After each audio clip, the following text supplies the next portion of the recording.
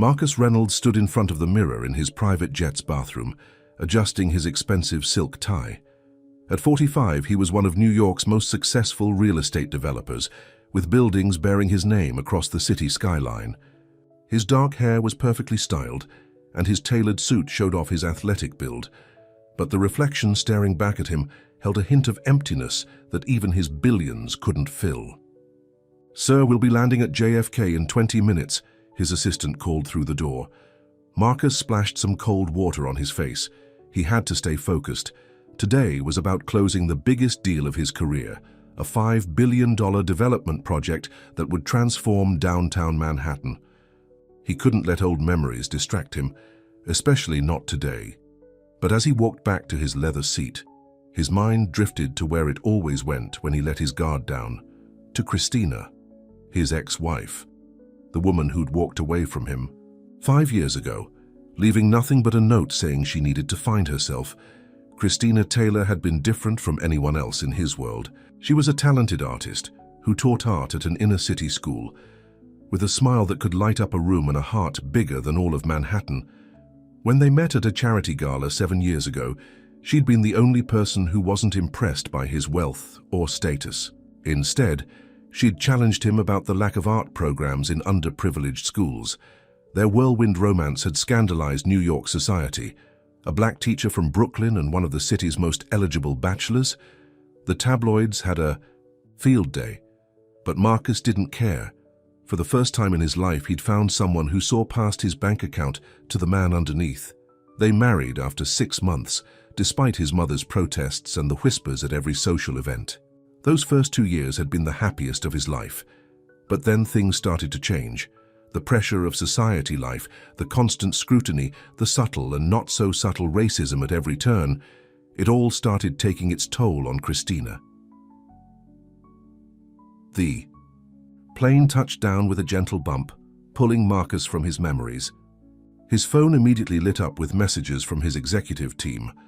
The development deal was hanging by a thread. His biggest rival, James Harrison, was trying to swoop in and steal it from under him. "The board meeting starts in an hour, sir," his assistant, Sarah, reminded him as they rushed through the private terminal.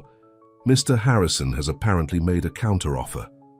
Marcus barely heard her, because there in the main terminal, visible through the glass walls, stood a familiar figure he'd know anywhere. Christina. His heart stopped. She looked even more beautiful than he remembered, her long braids now styled in elegant twists, wearing a simple sundress that showed off her graceful figure. But that wasn't what made his world tilt on its axis. Standing on either side of her, holding her hands, were 2 little boys. They looked about 4 years old, with caramel-colored skin and striking green eyes. Eyes that were identical to his own. His knees went weak as he stared at their faces, seeing his own features reflected back at him. "Sir? Sir, we need to go. The car is waiting," Sarah urged, pulling at his sleeve, but Marcus couldn't move. His feet felt cemented to the floor as he watched Christina kneel down to help one of the boys tie his shoelace. The other boy was bouncing excitedly, pointing at planes through the window. They were the spitting image of him at that age. The truth hit him like a physical blow. Christina had been pregnant when she left. She'd been carrying his children, his sons, and she'd never told him. "Cancel the meeting," he heard himself say. "But sir, the development deal, cancel everything." His voice was firm, even though his world was spinning. "There's something more important I need to deal with." He started walking toward the main terminal, his heart pounding with each step. Christina stood up, and for a moment their eyes met across the crowded airport. He saw the shock register on her face, followed by fear. She quickly grabbed both boys' hands, turning to hurry them away. "Christina!" he called out, his voice carrying over the airport noise. She froze and slowly turned back to face him. The twins looked up curiously, their green eyes, his eyes, wide with interest, as they studied him. "Hello, Marcus," she said softly, her voice still having the same effect on him after all these years. "Were you ever going to tell me?" he asked, his voice rough with emotion as he looked at the boys. Tears filled her eyes. I wanted to so many times." The boys were watching their exchange with innocent curiosity. One of them tugged on Christina's dress. "Mommy, who's that man?" Marcus felt his heart constrict at being called that man by his own sons he hadn't even known existed until this moment. "We need to talk," he said, his tone leaving no room for argument. "Now." Christina looked around helplessly as if searching for an escape route, but they both knew this conversation was 5 years overdue. "Boys," she said gently, "how would you like to get some ice cream?" The twins' faces lit up, and Marcus felt a fresh wave of pain, realizing he'd missed every smile, every laugh, every milestone of their lives so far. As they walked toward the airport restaurant, Marcus couldn't take his eyes off the boys. They had his height for their age, his nose, even the way one of them furrowed his brow, exactly like Marcus did when he was thinking. "Their names," he said quietly to Christina. "Please, at least tell me their names," she swallowed hard. "Michael and Marcus Jr., she whispered. "But everyone calls them Mike and MJ, Marcus Jr.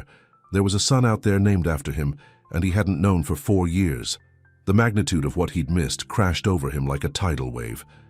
The boys ran ahead to the ice cream counter, their excited chatter filling the air. Marcus watched them, memorizing every detail of their faces, their movements, their voices. Why? It was all he could manage to ask. Christina's hands trembled as she clutched her purse. "It's complicated, Marcus. I was scared, overwhelmed. Your world was suffocating me, and when I found out I was pregnant with twins, I panicked. So you decided to disappear, to keep my children from me." His voice cracked with emotion. "Do they even know about me?" "They know their daddy is a successful businessman," she said quietly. "They ask about you sometimes. I have pictures. I never wanted them to think they weren't loved." Marcus ran a hand over his face, trying to process everything. "But you didn't think I deserved to know them, to love them in person instead of being some vague story?" Before she could answer, the twins ran back to them, their faces glowing with excitement. "Mommy, they have chocolate chip cookie dough," MJ announced. "And mint chocolate chip," Mike added. Looking at their innocent faces, Marcus made a decision. That would change everything. The development deal, his meetings, his empire, none of it mattered compared to this moment. "Would it be okay if I joined you for ice cream?" he asked, directing the question to both Christina and the boys. The twins looked at their mother questioningly. Christina hesitated for a long moment before nodding slowly. As they sat down with their ice cream, Marcus watched his sons dig into their treats with enthusiasm. He had missed so much, but he silently vowed that would end today. Nothing would keep him from being part of their lives now. "Do you like planes?" he asked them, remembering how one of them had been pointing at the aircraft earlier. "I love them," Mike exclaimed. "I'm going to be a pilot when I grow up." "No way, we're going to build tall buildings," MJ argued. "Like the ones in Manhattan." Marcus felt his throat tighten. His son wanted to follow in his footsteps without even knowing who he was. Christina was watching him carefully, tears glistening in her eyes. She could see the pain and love warring on his face as he interacted with their sons for the first time. The boys chatted happily, unaware of the emotional storm brewing between their parents. They told Marcus about their school, their friends, their favorite games. With each word, each gesture, each laugh, they unknowingly wrapped themselves tighter around their father's heart. Finally, when the ice cream was finished and the boys were busy drawing on the paper placemats with crayons provided by the waitress, Marcus turned to Christina. "We need to figure this out," he said quietly. "I've missed too much already. I want to be their father, really be their father." Christina nodded slowly. She whispered, "I see now that keeping them from you was wrong. I was trying to protect them from the chaos of your world, but they deserve to know their father."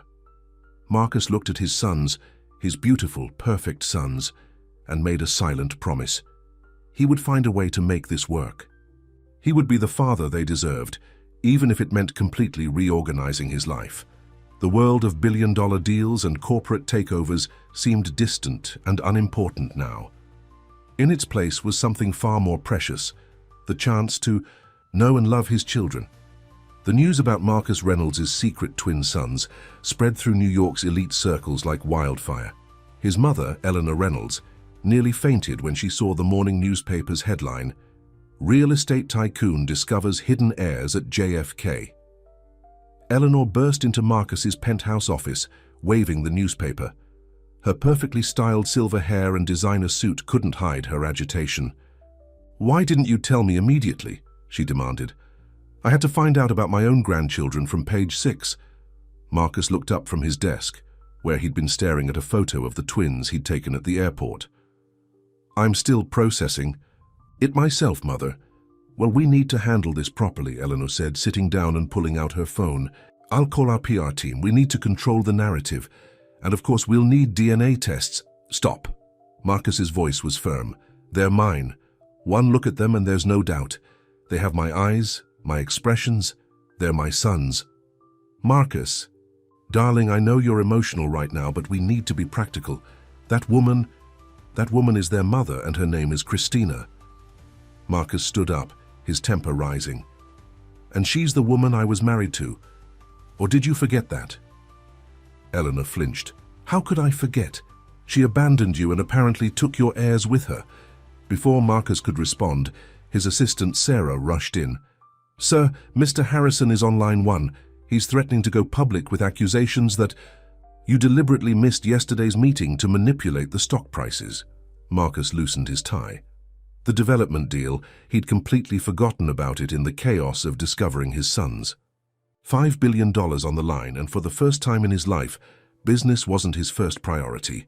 "Tell him I'll call him back," Marcus said, grabbing his jacket. "Where are you going?" Eleanor demanded. "This is a crisis." "No, Mother. This is an opportunity to fix the biggest mistake of my life." Marcus drove his Ferrari through Brooklyn's streets, following the address Christina had reluctantly given him yesterday. He pulled up in front of a charming brownstone with flower boxes in the windows. It was a far cry from his Manhattan penthouse, but he could immediately see Christina's artistic touch in the hand-painted welcome sign and the colorful garden. The door opened before he could knock. Christina stood there in jeans and a simple blouse, looking like she hadn't slept. "The boys are at school," she said quietly. "I know. We need to talk, really talk." She led him into a cozy living room filled with children's artwork and family photos. Marcus's heart clenched as he saw the progression of his sons' lives captured in frames. Their first steps, birthday parties, first day of preschool. All moments he should have been part of. "They're happy, Marcus," Christina said, watching him look at the photos. "They're loved. They have a good life. A life without their father." He turned to face her. "I want to be part of their lives, Christina. I want to know them, love them, support them. I want to be their dad." Tears filled her eyes. "It's not that simple. Your world, it's exactly what I was trying to protect them from. The pressure, the spotlight, the expectations." "I'm not the same man I was 5 years ago," Marcus interrupted. "Losing you changed me. And now, knowing about the boys, nothing else matters as much as being their father." A knock at the door interrupted them. Christina opened it to reveal an older woman with kind eyes. "Oh, I didn't know you had company," the woman said. "I just brought over some of the boys' favorite cookies." "Thanks, Mrs. Johnson." Christina turned to Marcus. "This is our neighbor. She helps watch the boys sometimes." Mrs. Johnson's eyes widened as she recognized him. You're their father, aren't you? I saw it in the news this morning. Those boys do have your eyes." Marcus smiled warmly at the woman who'd been part of his son's lives when he couldn't be. "Thank you for looking after them." After Mrs. Johnson left, Christina sank onto the couch. "See? It's already starting. The attention, the gossip." "We can handle it together," Marcus said, sitting beside her. "Christina, tell me what really made you leave. The whole truth." She was quiet for a long moment. "I found out I was pregnant the day of your mother's charity gala. I was going to tell you that night, but then I overheard her talking to her friends. She said she was glad I hadn't gotten pregnant yet because the family wasn't ready for—" Christina's voice cracked. "For mixed-race grandchildren." Marcus felt like he'd been punched. "Why didn't you tell me?" "Because you were under so much pressure already. The company was expanding, you were working 18-hour days, and I saw how torn you were between your world and mine. When I heard your mother that night, something just broke. I couldn't bear the thought of our children facing that kind of prejudice from their own grandmother." So you decided to face everything alone instead? I went to stay with my sister in Atlanta. I was going to tell you, but then the pregnancy got complicated. The doctors put me on bed rest. By the time the boys were born, it just seemed easier to stay away. You had your empire to build. Marcus reached for her hand. No, empire is worth missing my children's lives. I want to make this right, Christina. Not just with the boys, but with you too. Before she could respond, they heard excited voices outside. The front door burst open, and Mike and MJ ran in, followed by a young woman who must be their teacher. Mommy, we learned about dinosaurs today, Mike announced, and I drew a T-Rex, MJ added. Then they noticed Marcus, and both boys fell silent, looking between him and their mother with curious expressions. Hey, you're the man from the airport, MJ said. The one who had ice cream with us. Marcus's heart raced. This was the moment. He looked at Christina, who gave him a small nod. Boys, she said gently, there's something very important Mommy needs to tell you about our friend Marcus. The twins climbed onto the couch between them, their green eyes, his eyes, wide with anticipation. Marcus held his breath, knowing. The next few minutes would change all their lives forever. Christina took both boys' hands in hers. Remember how you always ask about your daddy? About where he is and what he does? The boys nodded eagerly. Well, she continued, her voice trembling slightly, Marcus is your daddy. There was a moment of complete silence. Then Mike turned to, Study Marcus's face carefully. Is that why we have the same eyes? He asked innocently. Marcus felt tears threatening to fall. Yes, buddy, that's exactly why. MJ looked confused. But where were you before? Why didn't you live with us like Tommy's? Daddy lives with him? The simple question held so much hurt and confusion that Marcus had to swallow hard before he could answer. I didn't know about you, he said honestly. But now that I do, I want to be the best daddy I can be, if you'll let me. The boys looked at each other, seeming to have one of those silent conversations that twins often share. Then, to everyone's surprise, MJ climbed into Marcus's lap. Can you teach me how to build tall buildings? He asked hopefully. Marcus wrapped his arms around his son, for the first time. I'll teach you everything I know, buddy. Not to be left out, Mike squeezed in next to them. Will you come to our school play? I'm going to be a tiger. I wouldn't miss it for anything in the world, Marcus promised, his voice thick with emotion. Marcus sat in the front row of the elementary school auditorium, watching Mike roar enthusiastically in his tiger costume. Next to him, Christina beamed with pride, while MJ bounced excitedly in his seat, waving to his brother on stage. It had been 2 weeks since the airport encounter that changed everything, and Marcus hadn't missed a single moment with his sons since then. But not everyone was happy about the new family arrangement. In the back of the auditorium, Eleanor Reynolds sat stiffly, her disapproving gaze fixed on Christina rather than her performing grandson. She'd insisted on coming to support the family image, but her presence added tension to what should have been a purely joyful occasion. After the play, as families gathered in the school cafeteria for cookies and juice, Eleanor cornered Marcus by the punch bowl. Darling, we need to discuss how you're handling this situation, she said, keeping her voice low. The board is concerned. Harrison Development is using your personal drama to undermine our position with investors. Marcus watched his sons proudly, showing their father's tie to their friends, telling everyone that their daddy came to see the play. The board will have to deal with it, he said firmly. My sons come first now. That's exactly the attitude that's causing problems, Eleanor hissed. You've missed 3 crucial meetings this week to attend a school play and a soccer practice. The media is having a field day and our stock prices are dropping. Before Marcus could respond, Mike ran up to them, his tiger makeup slightly smudged. Daddy, did you see when I scared the hunter? Was I a scary tiger? Marcus knelt down to his son's level, straightening the crooked whiskers painted on his face.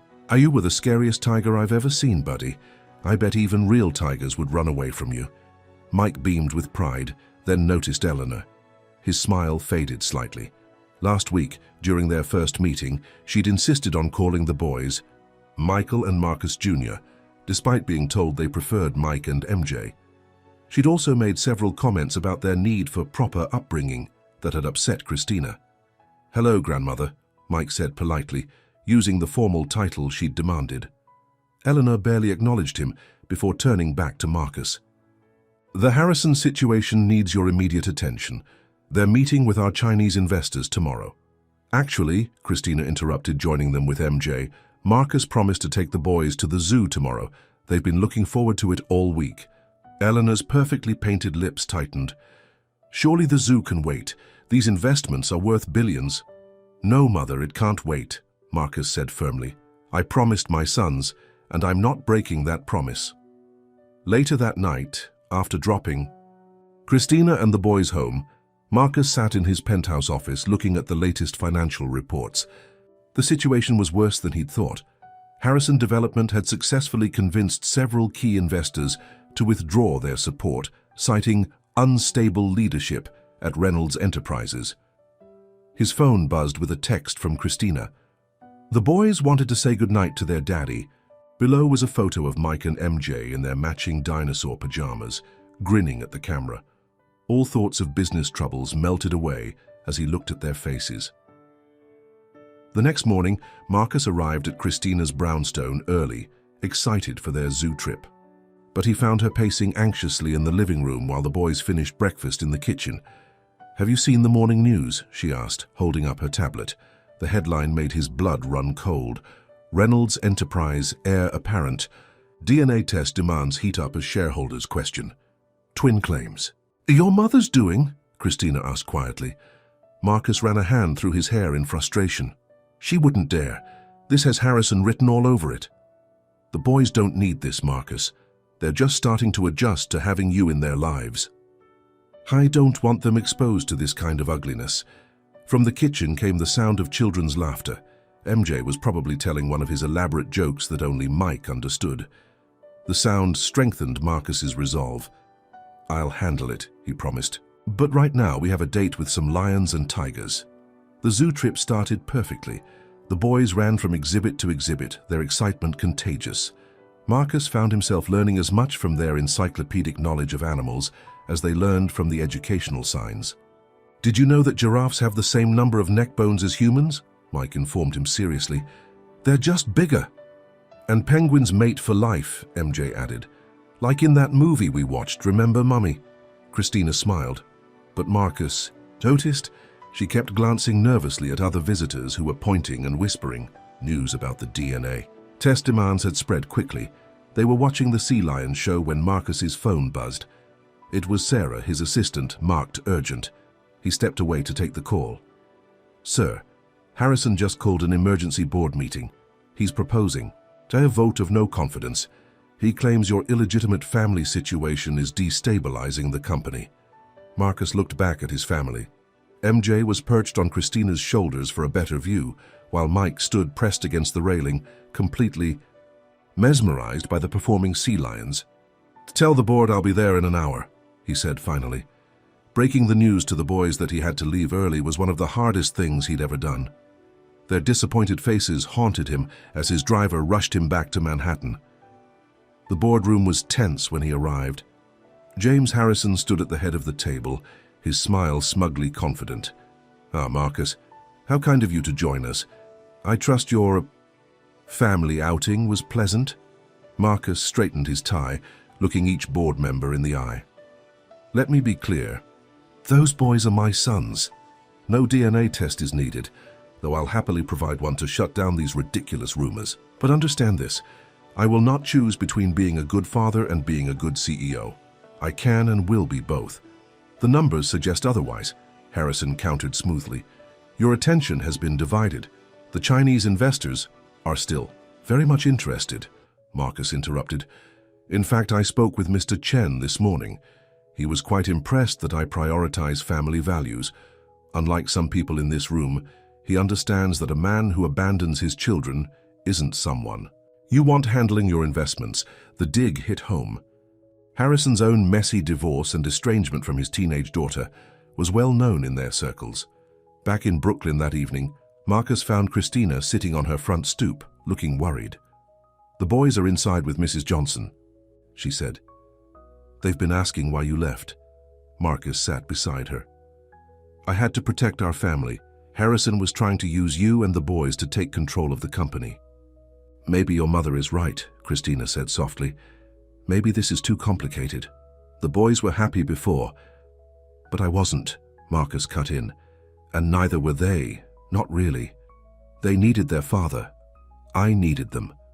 We can make this work, Christina. We just need time.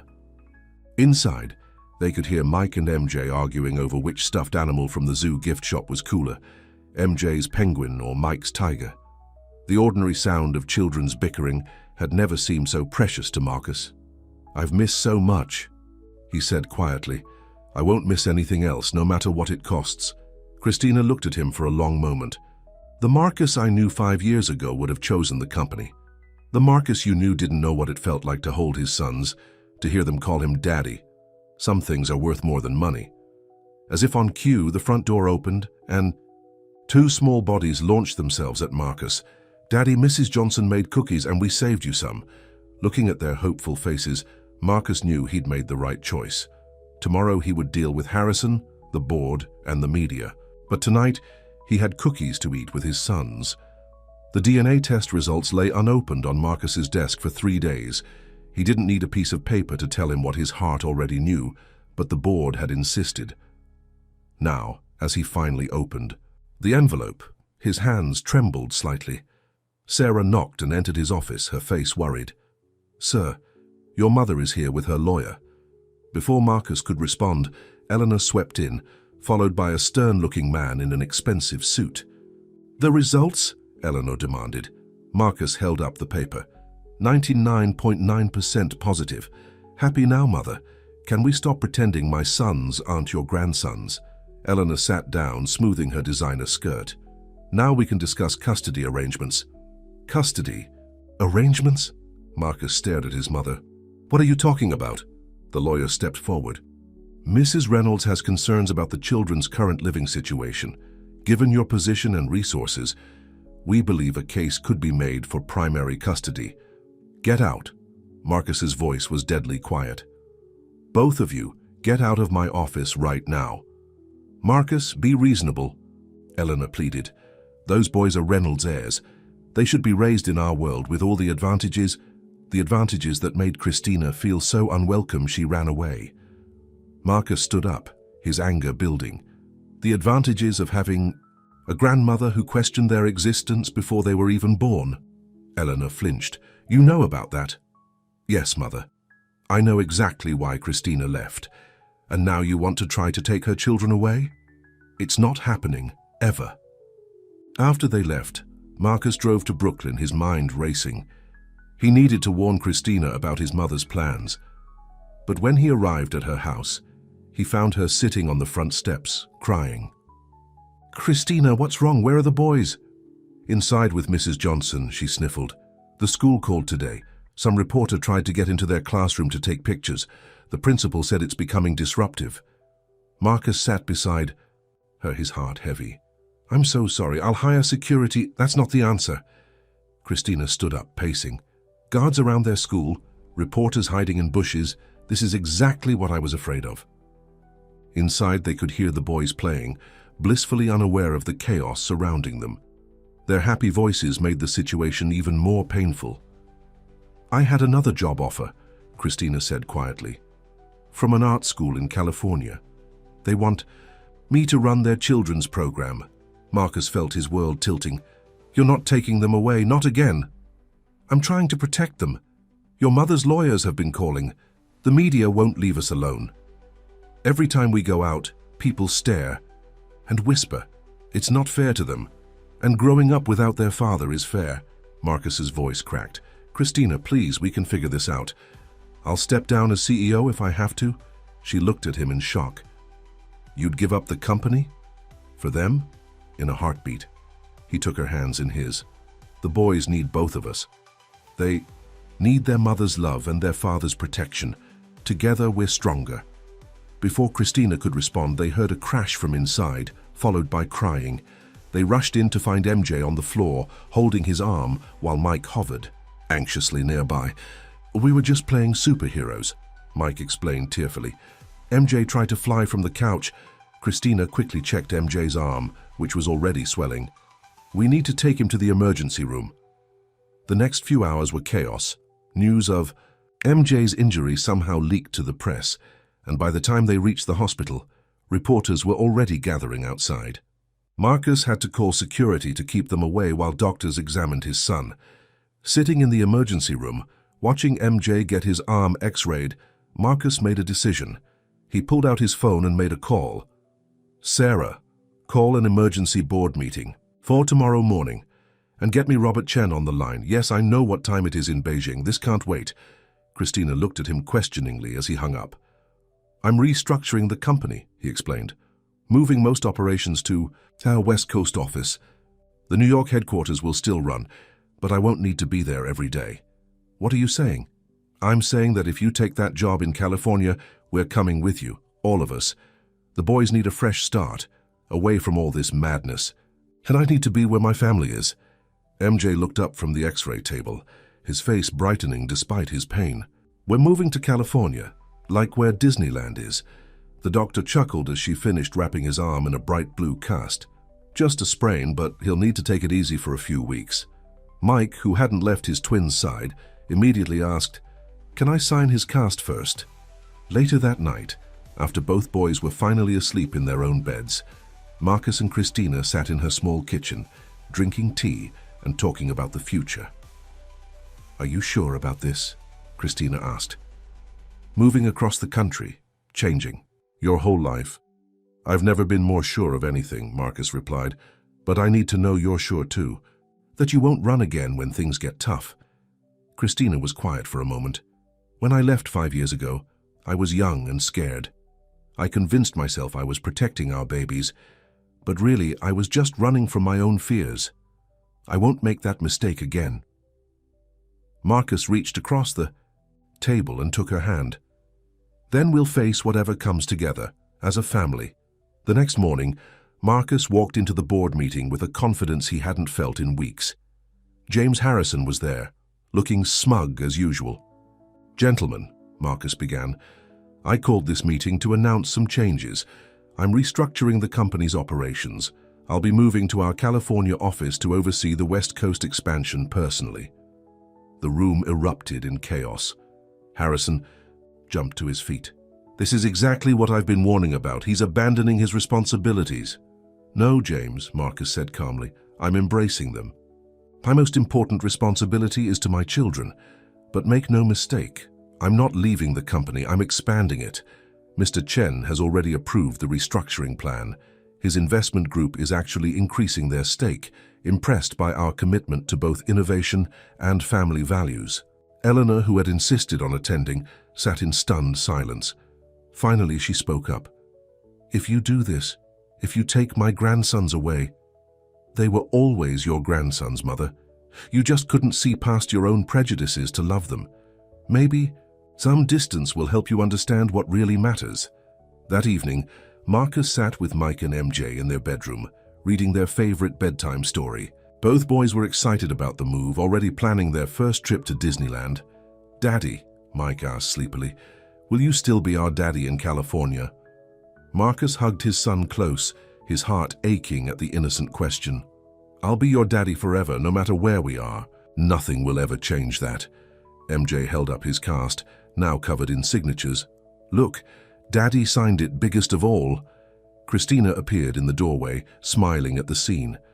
The past few weeks had been a roller coaster of emotions, but seeing Marcus with their sons made her realize they were making the right choice. Tomorrow they would start planning their move, facing new challenges and adventures. But tonight, in this moment, they were just a family, imperfect healing but together at last. Moving day arrived faster than anyone expected. Christina's brownstone was filled with boxes, and the twins couldn't contain their excitement about flying on their daddy's private plane. But not everyone was celebrating their fresh start. Mrs. Johnson stood in Christina's kitchen, wiping tears as she wrapped one last batch of her famous cookies for the boys. "Who's going to water my flowers when I'm away now? Those boys have been my little helpers for 4 years." Mike and MJ ran in, their shoes untied and their hair messy from playing. When they saw Mrs. Johnson crying, they rushed to hug her. "Don't cry, Mrs. Johnson," MJ said. "Daddy said we can use his computer to talk to you every day, and we'll send you pictures from Disneyland," Mike added, "and the beach." Marcus watched from the doorway, his heart full. In just a few weeks, these boys had changed his life completely. Now they were about to change it again. His phone buzzed. Another message from James Harrison. Since the announcement of the restructuring, Harrison had been trying everything to block the move. His latest trick was questioning the legality of Marcus taking the twins across state lines without a formal custody agreement. "The movers are here," Christina called from the front door. "Boys, go get your backpacks." As the twins thundered up the stairs, Christina noticed Marcus's worried expression. "What's wrong?" "Harrison's lawyers are trying to delay our departure. They're claiming we need court approval since we never formalized custody arrangements." Christina's face fell. "Can they do that?" "They can try." Marcus pulled her close. "But I've got our own lawyers handling it. Nothing is stopping us from giving our boys the fresh start they deserve." Suddenly, they heard a commotion outside. Eleanor Reynolds was getting out of her town car, looking unusually disheveled. "Mother?" Marcus stepped onto the porch. "What are you doing here?" Helena clutched her designer handbag like a shield. "You can't just take them away, they're my only grandchildren." Before Marcus could respond, the twins came barreling down the stairs. "Grandmother," they called out in unison, but stopped short of hugging her, remembering her usual stiff demeanor. To everyone's surprise, Eleanor knelt down, not caring about her expensive silk suit touching the ground. "Michael Marcus Jr., I've been a foolish old woman." The boys looked at each other confused. They'd never seen their grandmother like this. "I was so worried about appearances, about what other people would think, that I forgot what really matters." Eleanor's voice cracked. "You are perfect exactly as you are. You're smart and kind and wonderful, and I've been horrible to you and your mother." Christina stepped forward, putting a protective hand on each boy's shoulder. Eleanor looked up, at her, tears in her eyes. "Christina, I know I can never undo the hurt I caused. My prejudices drove you away, made you feel you had to hide my own grandchildren from us. I don't deserve forgiveness, but please, don't cut me out of their lives completely." Mike, always the more sensitive twin, moved to pat Eleanor's shoulder. "Don't cry, grandmother. We can use Daddy's computer to talk to you too, like Mrs. Johnson." Eleanor pulled both boys into a tight hug, not caring that MJ's cast wrinkled her silk blouse or that Mike's shoes were leaving dirt marks on her skirt. Marcus watched in amazement as his mother, who had never shown such emotion in public, openly cried while holding his sons. "I have a proposal," Eleanor said finally, standing up and trying to compose herself. "The Reynolds summer house in Malibu has been sitting empty for years. Let me sign it over to you, all of you. The boys should have a beach house for their California adventures." Christina started to protest, but Eleanor held up her hand. "Please, let me try to be the grandmother they deserve. Let me be part of their new beginning." Before anyone could respond, a sleek black car pulled up. James Harrison stepped out, waving legal papers. "I have a court order," he announced smugly. "No one is taking these children anywhere until a judge reviews the custody situation." Eleanor spun around, her tears replaced by fury. "James Harrison." "You snake," Harrison faltered, not expecting to see Eleanor there. "Mrs. Reynolds, I thought you'd want to protect your grandchildren's interests." "My grandchildren's interests." Eleanor's voice could have frozen fire. "Let me tell you about their interests. Their interest is in having both their loving parents. Their interest is in escaping vultures like you who want to use them as pawns in your corporate games." She turned to Marcus. "Darling, call the pilot. Tell him to prepare for one more passenger. I'm coming with you to California, just until you're settled. And I'm bringing every social and political connection I have to deal with this situation." Harrison's smug expression crumbled as Eleanor pulled out her phone. "Hello, Judge Matthews. Eleanor Reynolds here. Your wife and I were just discussing your daughter's wedding at the club." "Yes, about that court order your colleague just signed." Within an hour, Harrison's court order was suspended pending review. As the family prepared to leave, the entire neighborhood came out to say goodbye. Mrs. Johnson handed out cookies to everyone, including the movers. Even the reporters who had been camped out nearby were caught up in the emotional farewell. On the private jet, Mike and MJ couldn't contain their excitement, running up and down the aisle until Christina finally got them settled with their tablets. "Look, Daddy," MJ pointed out the window as they took off. "Everything looks so small. Like my old dollhouse," Eleanor added, surprising everyone by playing along. She had removed her designer jacket and was sitting on the floor with the boys, helping them build a Lego castle. Christina watched her former mother-in-law, soon-to-be mother-in-law again, if Marcus's hidden ring box was any indication, actually laughing as Mike's toy plane crashed into the castle. "Sometimes," she whispered to Marcus, "people can surprise you." Marcus squeezed her hand. "Sometimes they just need a reason to change. Our boys seem to have that effect on people." As New York disappeared beneath the clouds, Marcus looked at his family. Christina reading a story to MJ, Mike teaching Eleanor how to play his favorite iPad game, all of them together and happy. 5 years ago, he thought he had lost everything. Now he knew he had everything that truly mattered. The pilot's voice came over the intercom. "Welcome aboard, next stop Los Angeles, International Airport. Weather forecast, sunny skies ahead." Marcus smiled. Sunny skies indeed. Whatever challenges lay ahead, they would face them together. As a family, MJ tugged on his sleeve. "Daddy, when we get to California, can we get a dog?" "A big one," Mike chimed in, "to protect our new beach house." Eleanor looked up from the iPad. "I know an excellent breeder in Beverly Hills." Christina caught Marcus's eye, and they both laughed. Their new life was already beginning, and they hadn't even landed yet. The Malibu beach house took everyone's breath away. Floor-to-ceiling windows offered stunning views of the Pacific Ocean, and the sound of waves filled every room. The twins ran from space to space, their excited voices echoing through the house. "Look, Mommy, we can see dolphins." Mike pressed his face against the glass. "And there's a pool," MJ added, already eyeing the sparkling water in the backyard. Eleanor smiled, proudly. "I had the house fully renovated last week. The boys' rooms are upstairs. I had them painted in their favorite colors." Christina raised an eyebrow. "How did you know their favorite colors?" "Mrs. Johnson might have helped," Eleanor admitted. "We've been texting."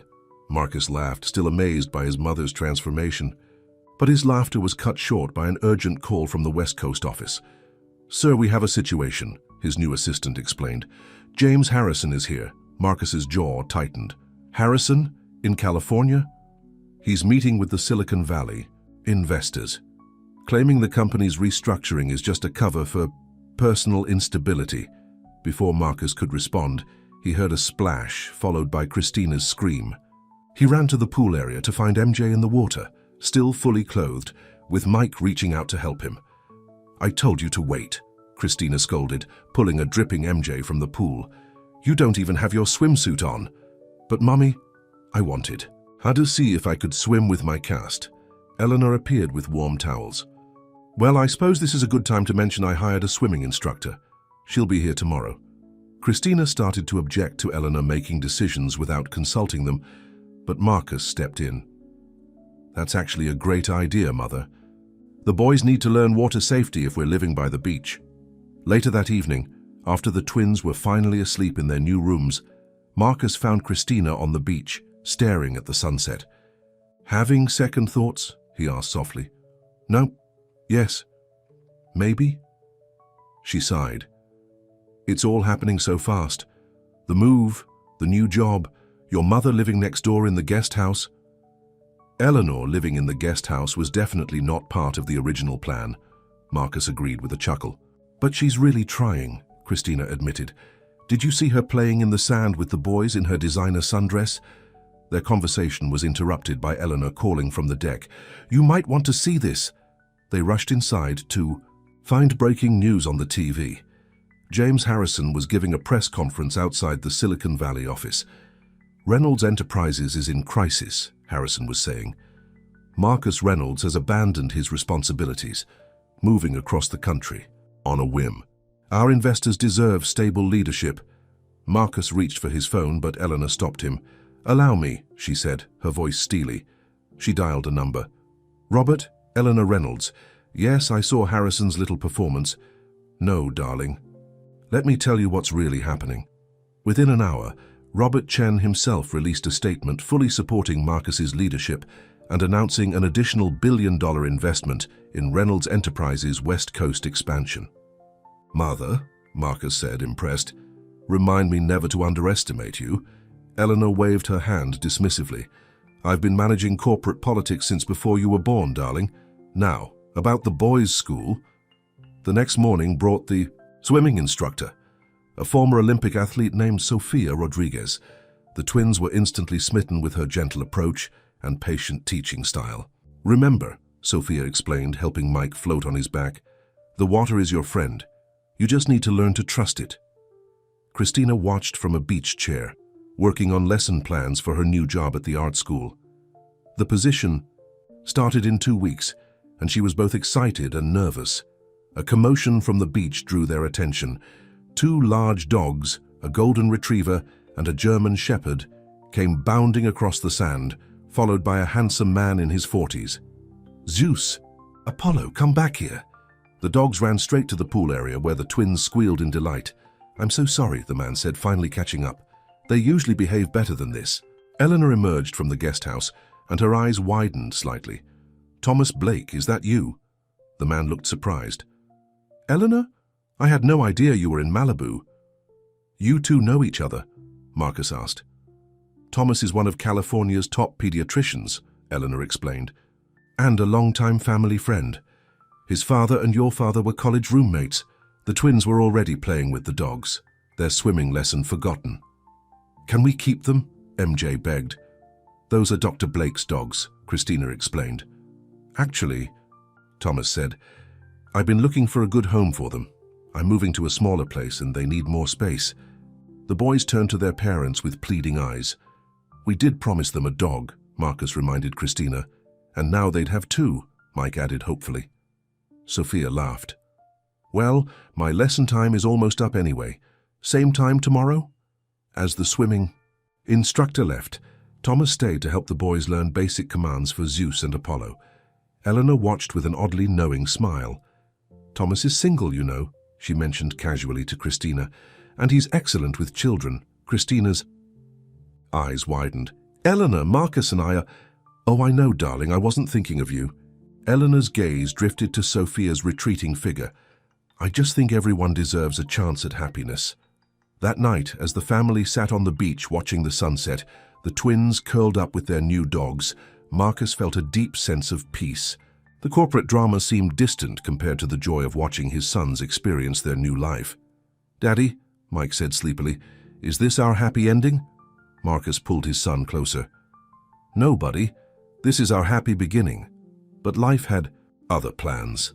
As they headed back to the house, Marcus's phone buzzed with a message that would shake their newfound peace. DNA test results might have been tampered with. Harrison demanding new tests. Court hearing scheduled. Marcus looked at his family, Christina helping MJ collect seashells, Mike racing Apollo across the sand, Eleanor teaching the boys the names of the constellations appearing in the darkening sky. He wouldn't let anyone threaten their happiness. Not Harrison, not the courts, not anyone. The waves crashed against the shore, a constant reminder that life, like the ocean, was full of ups and downs. But with love and determination, they would weather any storm that came their way. The morning started like any other in their new Malibu life. Christina was helping the twins get ready for their first day at their new school, while Zeus and Apollo waited patiently by the door. But the peace was shattered when Marcus's lawyer, David Cohen, arrived unannounced. "Harrison's team found something," David said grimly, spreading documents across the kitchen island. "They're claiming they have evidence the original DNA test was compromised." Marcus felt his blood run cold. "That's impossible. I was there when the samples were taken. They're saying someone at the lab was bribed." David looked uncomfortable. "They're also suggesting Christina might have engineered the results. That's ridiculous." Eleanor burst in from the guest house, still in her silk robe. "I was there too. Everything was properly documented." Christina sat heavily on a nearby chair, her face pale. "They're never going to leave us alone, are they?" Before anyone could respond, they heard the twins coming down the stairs in their new school uniforms, chattering excitedly about their first day. "Daddy, look, we match." Mike twirled to show off his blazer. "And I fixed my tie all by myself," MJ added proudly. Though his tie was notably crooked, Marcus quickly gathered the legal documents, hiding them from the boy's view. "You both look very handsome. Ready for your first day?" As Christina drove the twins to school, Marcus and David strategized in the home office. Eleanor paced nearby, making calls to her extensive network of connections. "We need to get ahead of this," David advised. "Harrison's team is pushing for an emergency hearing. They're claiming the children should be returned to New York pending a new investigation." "Returned?" Marcus's voice shook with anger. "They're not property to be returned. They're my sons." "Of course they are," Eleanor said firmly. "Anyone with eyes can see that. But we need to be strategic." She turned to David. "What about Judge Williams? She owes me a favor after that charity gala last year." But their planning was interrupted by an urgent call from Christina. "Marcus," her voice was trembling, "there are reporters outside the school. They're asking the twins questions about DNA tests." The principal had to call security. Marcus was already grabbing his car keys. "I'm on my way. Mother, call Thomas. We might need a doctor's statement about the boy's well-being." When Marcus arrived at the school, he found Christina, trying to shield the twins from flashing cameras while reporters shouted questions. "Mr. Reynolds, is it true the DNA test was faked?" "Mrs. Reynolds, did you bribe the lab technician?" "Boys, do you want to stay with your father?" Mike was crying, clutching his brother's hand. MJ looked scared but was trying to be brave, just like his father always told him to be. Suddenly, a familiar voice cut through the chaos. "Enough!" Thomas Blake pushed through the crowd, his white doctor's coat lending him authority. "These are children, not circus attractions. Back off or I'll have every one of you charged with harassment of minors."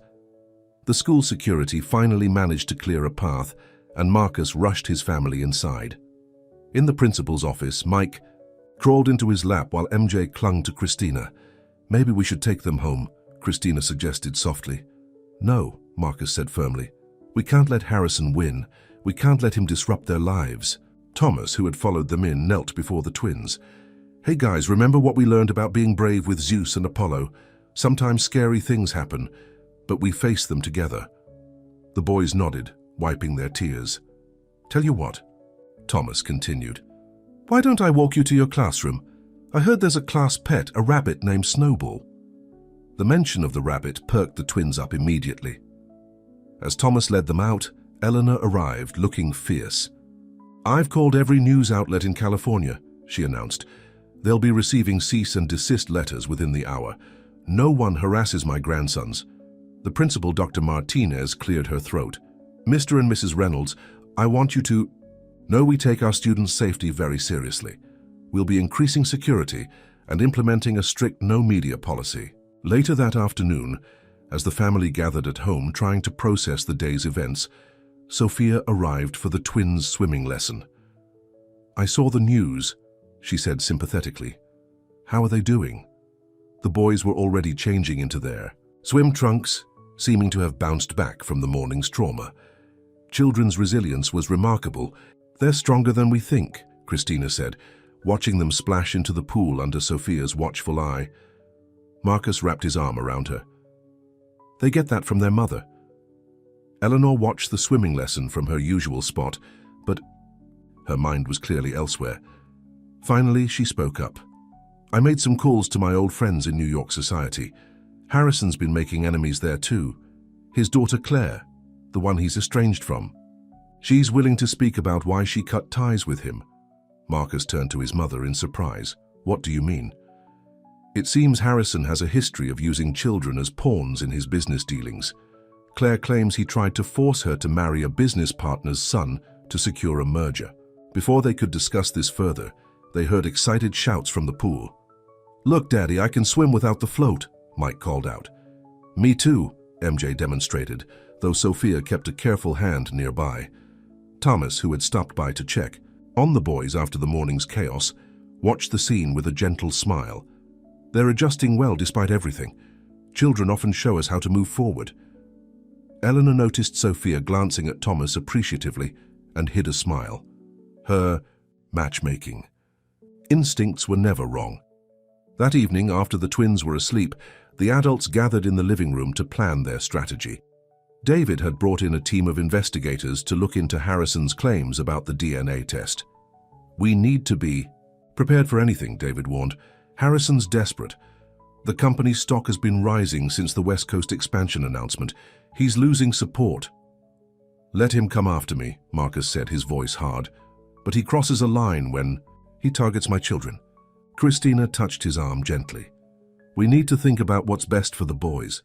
All this stress, the media attention, what they need is stability, Thomas interjected. As their doctor, I can testify that they're thriving here, despite Harrison's attempts to disrupt their lives. Sophia, who had stayed for dinner at Eleanor's insistence, spoke up. They're making real progress in their swimming. Their confidence grows every day. That's something the court should consider. Eleanor watched the group with satisfaction. They were building a strong support system here, exactly what the family needed. The next morning, as Marcus prepared for a video conference with the board, he found Mike sitting in his home office looking thoughtful. What's on your mind, buddy? Daddy, is that bad man trying to take us away? Marcus's heart clenched. He pulled his son onto his lap. Nobody is taking you away. Ever. You and your brother belong here with Mommy and me. Promise? I promise. Marcus held his son close. Some people might try to cause trouble, but nothing can change the fact that you're my boys. Nothing. Looking into Mike's trusting eyes, his own eyes, Marcus felt his resolve strengthen. Harrison could question all the DNA tests in the world, but nothing could break the bond he had with his sons. Some truths went deeper than science could measure. As if on cue, MJ burst in with Zeus and Apollo in tow. Daddy, the dogs found a crab on the beach. Marcus smiled, watching his sons examine their discovery. Let Harrison try his worst. This was what mattered. These moments, these smiles, this love. And he would fight with everything he had to protect it. Christina's first art exhibition at the new school should have been a celebration. The gallery walls were covered with children's artwork, including several vibrant paintings by Mike and MJ. But the happy occasion was overshadowed by the manila envelope that arrived that morning. They're demanding the boys appear in court next week, Marcus said, his voice tight with anger. Harrison's lawyers want them questioned by a child psychologist. Questioned about what? Christina's hands trembled as she adjusted one of the student paintings. About whether they know who their father is. They're 4 years old. Eleanor, who had been supervising the catering setup, immediately pulled out her phone. I'm calling Judge Williams right now. This is harassment. But before she could dial, Thomas Blake rushed in, looking worried. You need to see this. He held up his tablet, showing a breaking news story. James Harrison stood at a podium in New York, Claire Harrison at his side. The headline made Marcus's blood run cold. Harrison daughter recants, my father was right all along. I regret my earlier statements, Claire was saying, her face oddly blank. My father has always had my best interests at heart. His concerns about the Reynolds children are legitimate. Eleanor's eyes narrowed. Something's not right. Last week, she was ready to testify against him. Money talks, Thomas said grimly. My colleague at the hospital knows Claire's husband. Apparently, Harrison threatened to expose some gambling debts if they didn't cooperate. The gallery was starting to fill with parents and students. Mike and MJ ran in, excited to show off their artwork to their father. Daddy, look, I painted our beach. Mike pointed to a swirl of blues and yellows. And I painted Zeus and Apollo, MJ added proudly, indicating a painting where the dogs looked more like friendly bears. Marcus forced a smile, trying to hide his worry. They're beautiful boys. You're both very talented, just like your mother. Sophia arrived then, having come straight from teaching swimming lessons at another client's house. She was becoming a close family friend, especially since she and Thomas had started dating. The boys' paintings are wonderful, she said, then lowered her voice. I heard about the court summons. How can they do this to children? Before anyone could respond, a commotion erupted at the gallery entrance. James Harrison himself walked in, flanked by lawyers. What a charming exhibition, he said smoothly, though perhaps a bit simple for the heirs to the Reynolds fortune.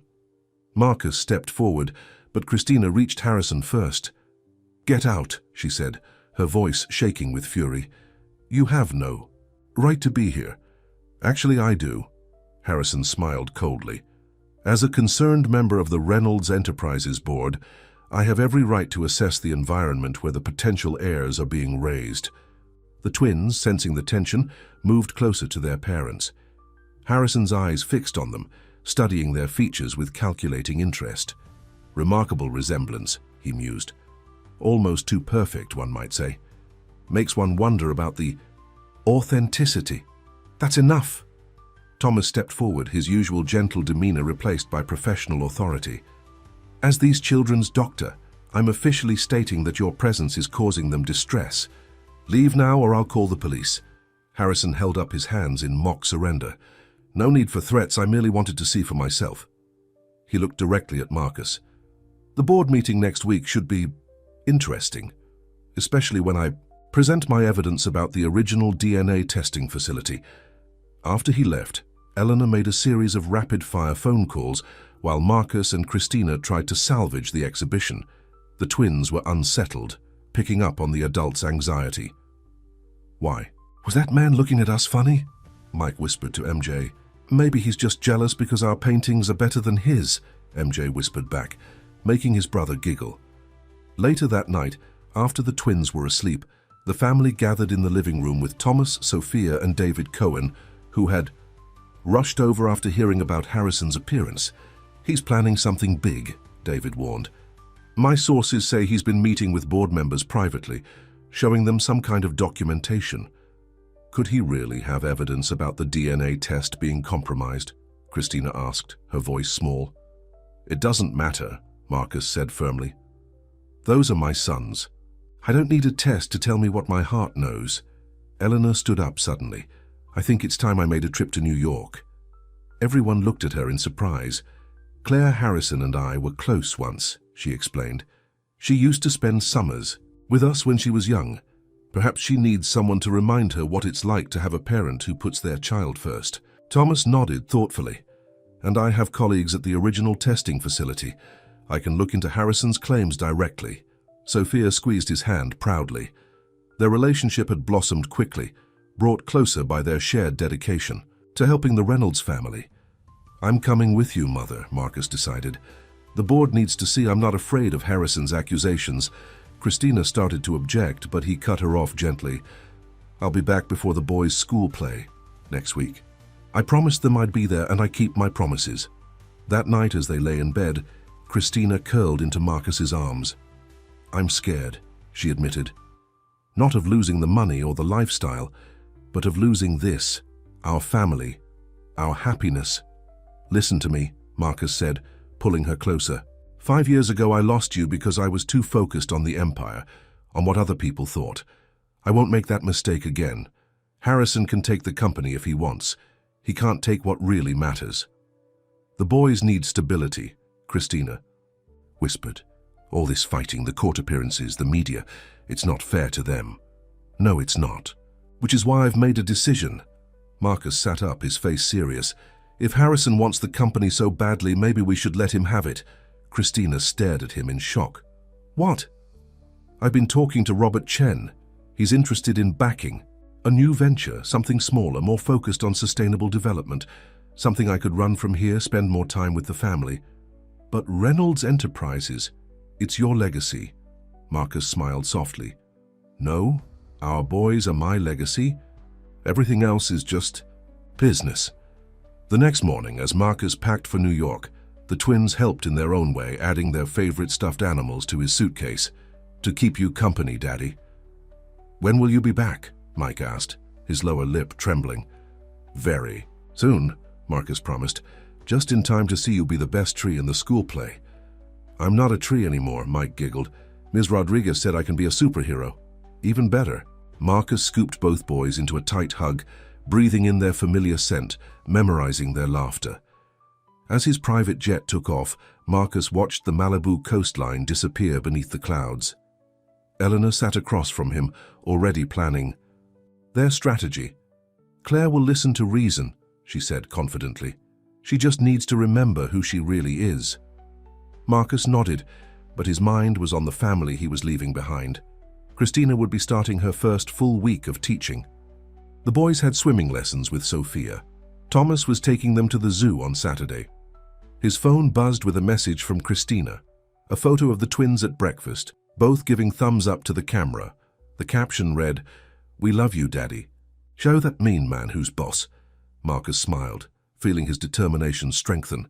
Harrison had no idea what he was up against, because this wasn't just about business anymore. This was about family, and Marcus Reynolds would move heaven and earth to protect his. The New York boardroom felt cold and unfamiliar after weeks in sunny California.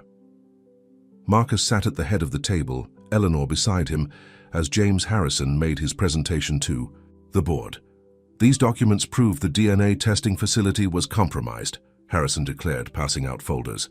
"Someone paid the technician to falsify results, and I think we all know who had the most to gain." Before Marcus could respond, the boardroom doors burst open. Claire Harrison stood there, her face pale but determined. Behind her was Thomas Blake, who had flown in the night before. "That's a lie," Claire announced, "and I can't be part of it anymore." James Harrison's face darkened. "Claire, remember our discussion about how you'd ruin David's career if I didn't help you?" Claire's voice shook. "I remember, Father. Just like I remember when you tried to force me to marry someone to help your business. You haven't changed at all." Thomas stepped forward, holding up a file. "I spoke with the testing facility's director.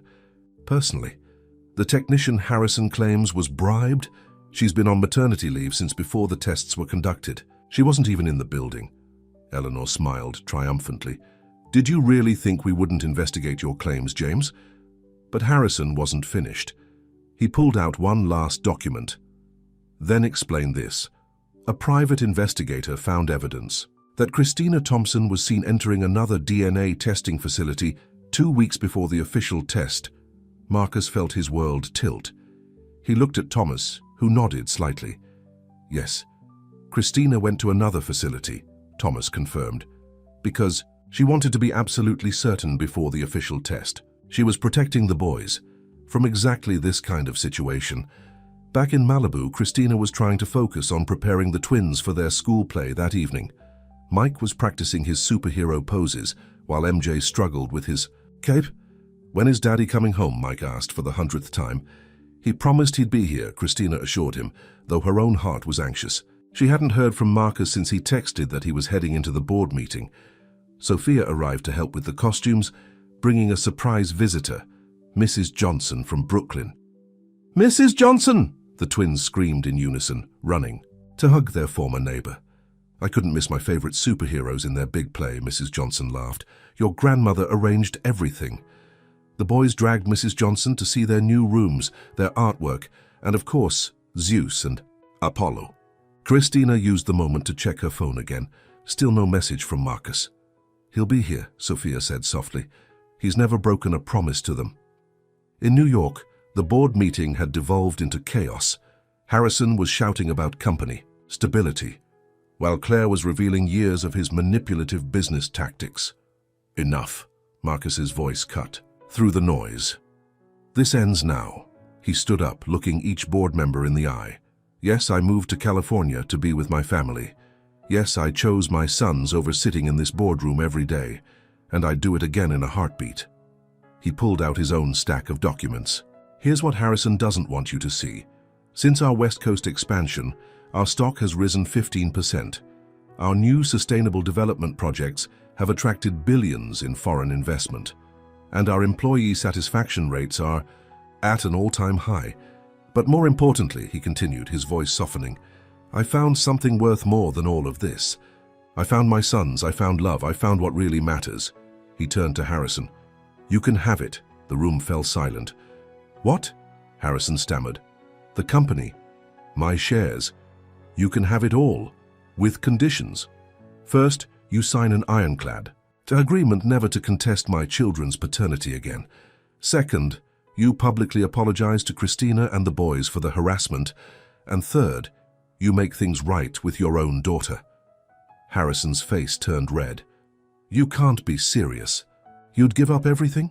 "No," Marcus smiled. "I'm keeping everything that matters. The rest is just business." Eleanor stood up. "I second my son's offer. The Reynolds family shares, combined with Robert Chen's proxy, represent a controlling interest. Do you accept, James?" Before Harrison could respond, Marcus's phone buzzed. A message from Christina. "The play starts in an hour. The boys keep asking for their daddy." Marcus looked at his mother. "Handle the paperwork. I have a promise to keep." His private jet broke several speed records getting back to California. As he rushed into the school auditorium, he could hear the principal making opening announcements. Christina was waiting in the hallway, pacing nervously. When she saw him, her eyes filled with tears. "You made it." "Wild horses couldn't keep me away," he pulled her close. "It's over. Harrison can't hurt us anymore. The company doesn't matter." He kissed her softly. "I have everything I need. Right here." The classroom door opened and Mike peeked out in his superhero costume. His face lit up.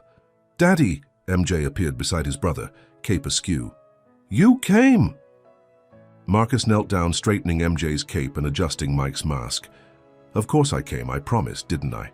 The play was, in Marcus's completely unbiased opinion, the greatest theatrical performance in history. Mike saved the day with his superhero powers, while MJ, as his trusty sidekick, helped defeat the evil vegetables who didn't want kids to eat their dessert. The audience was full of their new California family, Sophia and Thomas holding hands, Mrs. Johnson wiping proud tears, Eleanor beaming from the front row. Even Robert Chen had flown in to show his support. After the play, as the twins excitedly recounted every moment to anyone who would listen, Marcus pulled Christina aside. "There's something I've been wanting to ask you," he began, reaching into his pocket. "5 years ago, I lost you because I forgot what was really important. I won't make that mistake again." He knelt down, holding out a ring. "Christina Thompson, will you marry me again?" The twins, noticing what was happening, ran over. "Say yes, Mommy," Mike bounced excitedly. "We can be ring bearers," MJ added. Christina looked at her family, the man she'd never stopped loving, the sons who were their greatest blessing, and all the people who had become part of their California dream. "Yes," she whispered. "Yes to everything." As Marcus slipped the ring on her finger, Eleanor discreetly wiped away tears, while Mrs. Johnson openly sobbed. Sophia leaned against Thomas, who was already offering to help plan the beach wedding. The twins hugged their parents' legs, creating a perfect family circle. Zeus and Apollo, who had been waiting in Eleanor's car, were brought in to join the celebration, their tails wagging with joy. "Are you sad about the company, Daddy?" Mike asked perceptively. Marcus lifted his son up, feeling MJ climb into his other arm. "How could I be sad? I have everything a man could ever want right here." Christina reached up to wipe a smudge of superhero face paint from Mike's cheek. "What happens now?" Marcus looked at his family, the one he'd lost and found. Again, the one that had grown stronger through every challenge.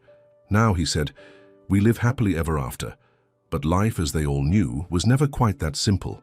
Even as they celebrated, Harrison was making one last desperate move that would test their family in ways they never expected. The Malibu beach was transformed into a wonderland of white flowers and twinkling lights. In just 3 months, Marcus and Christina had planned the perfect sunset wedding. The twins were practicing their ring-bearer duties with Zeus and Apollo trotting faithfully beside them. But 2 days before the ceremony, Harrison made his final, desperate move. "He's filed an emergency injunction," David Cohen announced grimly.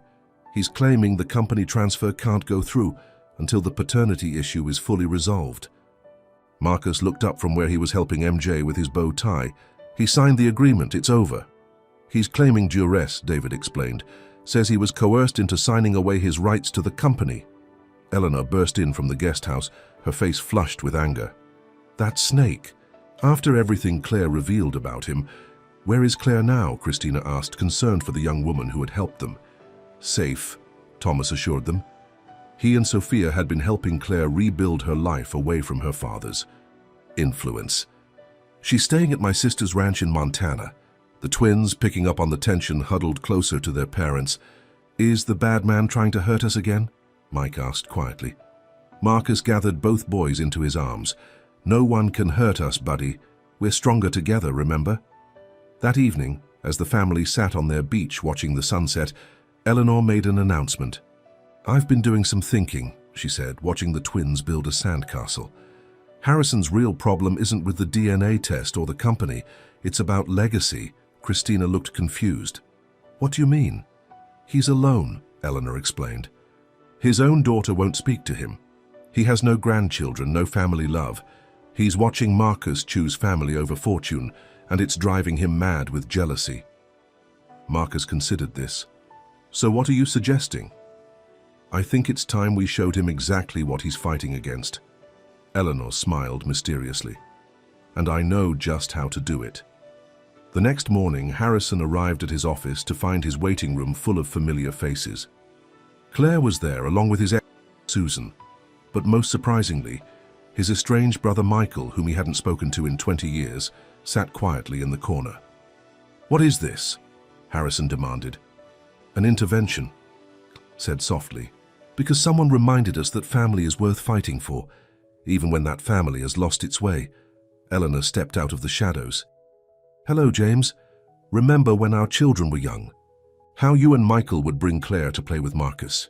Those summer barbecues at the Hamptons house? Harrison's stern facade cracked slightly. That was a long time ago. It doesn't have to be just memories, Eleanor said gently. Look what holding on to bitterness has cost you. Your daughter, your brother, your chance to know your nieces and nephews. You're so focused on destroying Marcus's happiness, Claire added, that you can't see how to find your own. Meanwhile, back in Malibu, final preparations for the wedding were underway. Sophia was helping Christina with her dress, while Thomas entertained the twins with stories about their father's childhood, carefully edited versions he'd heard from Eleanor. And then your daddy jumped into the pool with all his clothes on, Thomas chuckled, just because your Aunt Claire dared him to. The boys giggled, but Mike looked thoughtful. Is Aunt Claire coming to the wedding? We hope so, buddy, Marcus said, entering with his phone in hand. And I just got some news that might make that possible. Harrison had withdrawn his injunction. More than that, he'd issued a public statement apologizing for his actions and announcing his retirement. Claire would take over his shares of the company working alongside Marcus's new sustainable development venture. Sometimes, Marcus told his sons, people just need to remember what really matters. The wedding day dawned perfect and clear. The beach was filled with their extended family, not just blood relatives, but all the people who had become part of their story. Mrs. Johnson sat in the front row, already crying happy tears. Sophia and Thomas stood with the wedding party, their own engagement rings sparkling in the sunlight. To everyone's surprise, Harrison came, too, standing quietly at the back with his brother Michael. When the twins spotted Claire, they ran to hug their honorary aunt, who swooped them up with laughing tears. Eleanor watched it all from her seat of honor, remembering how she had once fought against Christina and Marcus's love. Now she couldn't imagine their family any other way. The ceremony began as the sun started its descent toward the horizon. Mike and MJ walked carefully down the sandy aisle, Zeus and Apollo padding regally beside them, all four taking their bearer duties very seriously. Christina appeared like a vision in her simple white dress, but Marcus couldn't take his eyes off her face. The same face he'd fallen in love with all those years ago, now even more beautiful for all they'd been through together. Dearly beloved, the minister began, but had to pause as MJ loudly whispered, "That's our mommy and daddy," causing everyone to laugh. The vows they exchanged were simple but profound. "Christina," Marcus said, his voice thick with emotion, 5 years ago, I lost sight of what mattered most. But fate gave us a second chance, and I promise to spend every day showing you and our boys how precious you are to me." Christina wiped away tears. "Marcus, you found us when we needed you most. You chose love over everything else. You've shown our sons what it means to be a real father, a real man. I promise to love you more each day." The twins insisted on adding their own promises. "I promise to clean my room," Mike announced solemnly. "Most days," MJ added, making the guests chuckle. As the minister pronounced them husband and wife, the setting sun painted the sky in brilliant golds and pinks. Marcus kissed his bride while their sons cheered and the dogs barked their approval. At the reception, Eleanor clinked her glass for a toast. "To second chances," she said, looking meaningfully at Harrison, who nodded slightly, "and to the love that gives us courage to change." Later, as music played and people danced on the beach, Marcus held his family close. The twins were sleepy, but fighting to stay awake, not wanting to miss a moment of the celebration. "Are you happy, Daddy?" Mike asked, yawning. Marcus looked at his sons, at his beautiful wife, at all the people who had become part of their journey. He remembered that moment in the airport when he first saw his boys, how his world had changed in an instant. "I've never been happier, buddy," he said truthfully. Christina leaned against him, watching as Thomas twirled Sophia across the dance floor, as Claire laughed at something her father said, as Eleanor taught the twins a silly dance move. "You know," she said softly, "when I left 5 years ago, I thought I was running away from something. But maybe I was running toward this moment, this perfect future." "No more running," Marcus promised, kissing her tenderly. "No," Christina agreed. "We're home." The party continued under the stars, but Marcus and Christina slipped away to walk along the water's edge with their sons. Zeus and Apollo romped in the surf, while the twins collected seashells by moonlight. This was their happily ever after, not perfect but real, built on love, strengthened by challenges, and made complete by two little boys with their father's eyes and their mother's heart. As they walked back toward the lights and music, Mike asked, "Daddy, are we rich now?" Marcus lifted his son onto his shoulders while Christina carried a sleepy MJ. "Buddy, we've been rich all along. Some things are worth more than money. Like love." MJ mumbled against his mother's neck. "Exactly like love," Christina answered, squeezing Marcus's hand. And there, on their beautiful beach, with their children in their arms and their future bright before them, Marcus and Christina knew that every trial, every tear, every moment of their journey had led them exactly where they were meant to be. Together, a family, forever.